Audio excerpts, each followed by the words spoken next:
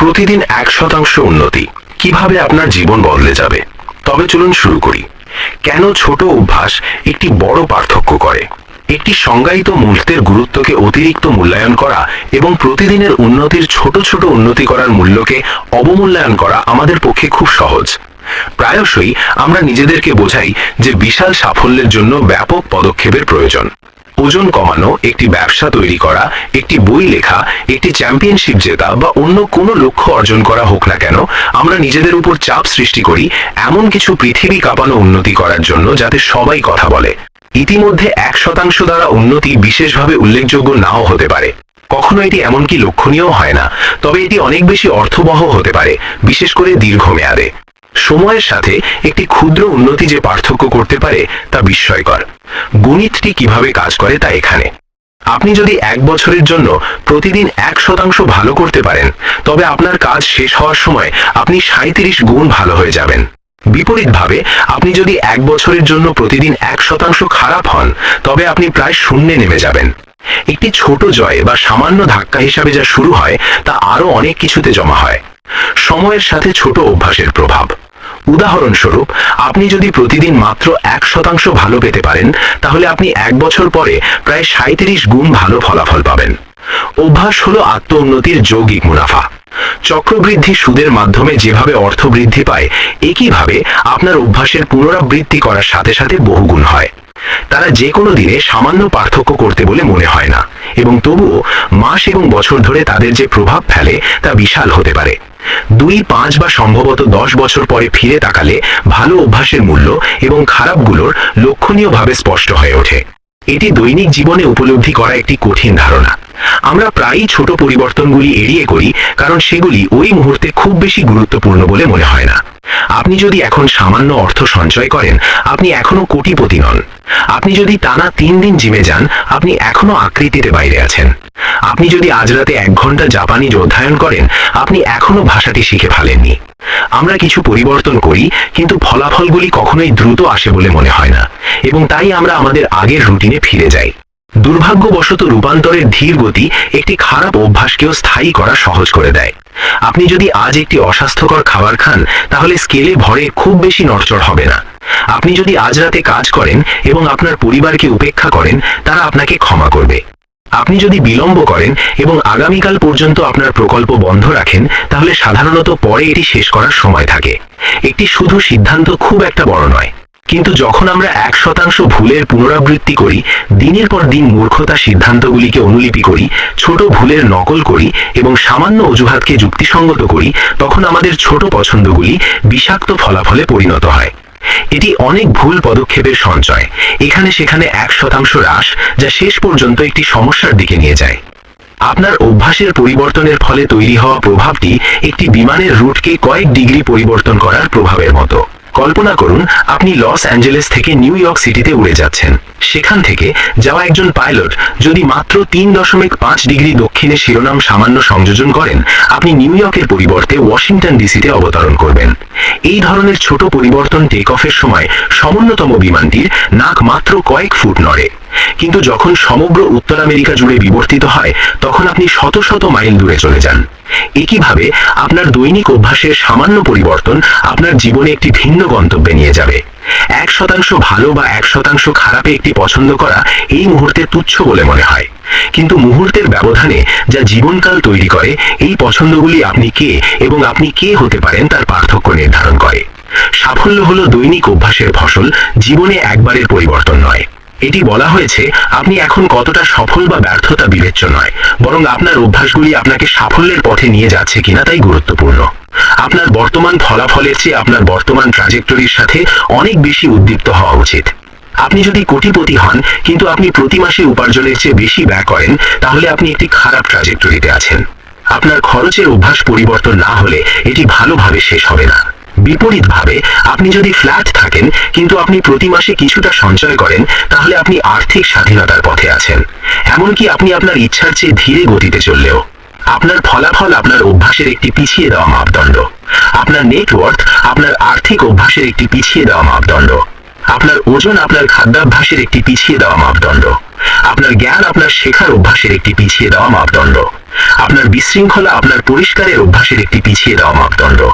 আপনি যা পুনরাবৃত্তি করবেন তাই পাবেন। আপনি যদি ভবিষ্যৎবাণী করতে চান যে আপনি জীবনের শেষে কোথায় যাবেন, তাহলে যা করতে হবে তা হলো ক্ষুদ্র গাব বা ক্ষুদ্র ক্ষতির বক্ররেখা অনুসরণ করুন এবং দেখুন কিভাবে আপনার দৈনিক পছন্দগুলি 10 বা 20 বছর নিচের লাইনে যোগ করবে। আপনি কি প্রতি মাসে উপার্জনের চেয়ে কম ব্যয় করছেন? আপনি কি প্রতি সপ্তাহে জিমে বেইটি তৈরি করছেন? আপনি কি বই পড়ছেন এবং প্রতিদিন নতুন কিছু শিখছেন? এই ধরনের ছোট যুদ্ধগুলি আপনার ভবিষ্যৎকে সংজ্ঞায়িত করবে। সময় সাফল্য এবং ব্যর্থতার মধ্যে ব্যবধান বৃদ্ধি করে। আপনি এটা যা দিয়েই খাওয়ান না কেন, এটি গুণিত হবে। ভালো অভ্যাস সময়কে আপনার সহযোগী করে, খারাপ অভ্যাস সময়কে আপনার শত্রু করে। অভ্যাস একটি দ্বিধারালো তলোয়ার। খারাপ অভ্যাসগুলি আপনাকে ঠিক ততটাই সহজে কেটে ফেলতে পারে যেমন ভাবে ভালো অভ্যাসগুলি আপনাকে গড়ে তুলতে পারে। তাই মিথস্ক্রিয়া বোঝা অত্যন্ত গুরুত্বপূর্ণ। আপনার অভ্যাসগুলি কিভাবে কাজ করে এবং কিভাবে সেগুলিকে আপনার পছন্দের মতো ডিজাইন করা যায় তা জানতে হবে, যাতে আপনি রেঞ্জের বিপজ্জনক অর্ধেক এড়িয়ে চলতে পারেন। আপনার অভ্যাস আপনার জন্য বা আপনার বিরুদ্ধে যৌগিক হতে পারে। ধনাত্মক চক্রবৃদ্ধি উৎপাদনশীলতা। একটি অতিরিক্ত কাজ সম্পাদন করা যে কোনো দিনে একটি ছোট কৃতিত্ব, কিন্তু এটি সারা কেরিয়ারের জন্য অনেক বেশি গণনা করে। একটি পুরনো কাজ স্বয়ংক্রিয় করা বা একটি নতুন দক্ষতা আয়ত্ত করার প্রভাবও বেশি হতে পারে। চিন্তা না করে আপনি যত কাজ পরিচালনা করতে পারবেন, আপনার মস্তিষ্ক তত বেশি মুক্ত থাকবে অন্য ক্ষেত্রে ফোকাস করার জন্য। জ্ঞান যোগ। একটি নতুন ধারণা শেখা আপনাকে প্রতিভাবান করবে না, কিন্তু আজীবন শেখার প্রক্রিয়াটি রূপান্তরিকর হতে পারে। সম্প্রতি আপনি যে বইটি পড়ছেন জ্ঞান গৌণ। একটি নতুন ধারণা শেখা আপনাকে কেবল একটি নতুন জিনিস শেখায় না, বরং পুরনো ধারণাগুলি সম্পর্কে চিন্তা করার বিভিন্ন উপায়ও খুলে দেয়। ওয়ারেন বাফেটের মতো বলা হয়েছে, জ্ঞান এভাবেই কাজ করে, এটি চক্রবৃদ্ধি সুদের মতো তৈরি হয়। এ থেকে আমরা কি শিখলাম? 1% উন্নতি। প্রতিদিন 1% করে ভালো হলে বছর শেষে আপনি 37 গুণ বেশি দক্ষ হয়ে উঠবেন। ট্র্যাজেক্টরি। বর্তমান ফলাফলের চেয়ে আপনি কোন অভ্যাসের পথে হাঁটছেন, ট্র্যাজেক্টরি সেটিই ভবিষ্যতে বড় পরিবর্তন আনে। সময়। সময় ভালো অভ্যাসকে সাহায্য করে এবং খারাপ অভ্যাসকে ধ্বংসাত্মক করে তোলে। 1% ম্যাজিক, দ্য 1% রুল। আমরা অনেক সময় মনে করি বড় অর্জনের জন্য বিশাল কোনো পদক্ষেপ দরকার, কিন্তু আসল শক্তি লুকিয়ে আছে প্রতিদিনের মাত্র 1% উন্নতিতে। গণিত অনুযায়ী প্রতিদিন মাত্র 1% করে ভালো হলে বছরের শেষে আপনি নিজের চেয়ে 37 গুণ বেশি দক্ষ বা উন্নত হয়ে উঠবেন। 2. অভ্যাস হলো যৌগিক মুনাফা বা কম্পাউন্ড ইন্টারেস্ট। টাকা যেমন ব্যাংকে রাখলে চক্রবৃদ্ধি হারে বাড়ে, অভ্যাসও তেমনি। প্রতিদিনের ছোট ছোট কাজগুলো সেই মুহূর্তে খুব একটা প্রভাব ফেলছে বলে মনে হয় না, কিন্তু মাস বা বছর শেষে সেগুলো বিশাল এক পাহাড় সমান পরিবর্তন নিয়ে আসে। 3. ফলাফলের চেয়ে গতিপথ, ট্র্যাজেক্টরি বেশি গুরুত্বপূর্ণ। আপনি বর্তমানে কতটা সফল বা ব্যর্থ তার চেয়ে বড় প্রশ্ন হলো আপনার অভ্যাসগুলো আপনাকে কোন দিকে নিয়ে যাচ্ছে। নেটওয়ার্থ আপনার আর্থিক অভ্যাসের ফলাফল। ওজন আপনার খাদ্যাভ্যাসের ফলাফল। জ্ঞান আপনার শেখার অভ্যাসের ফলাফল। বিশৃঙ্খলা আপনার পরিষ্কার করার অভ্যাসের ফলাফল। আপনি যা পুনরাবৃত্তি করবেন আপনি ঠিক তাই পাবেন। 4. সুপ্ত সম্ভাবনার মালভূমি বা স্থবিরতা। একটি বরফের টুকরো 25 থেকে 31 ডিগ্রি তাপমাত্রা পর্যন্ত গলে না, কিন্তু 32 ডিগ্রিতে পৌঁছলেই তা গলতে শুরু করে। এর মানে এই নয় যে আগের তাপমাত্রা বৃদ্ধিগুলো বৃথা গেছে, বরং সেগুলো শক্তি সঞ্চয় করছিল। হতাশার উপত্যকা। আমরা অনেক সময় কয়েক মাস পরিশ্রম করে ফল না পেয়ে হতাশ হই।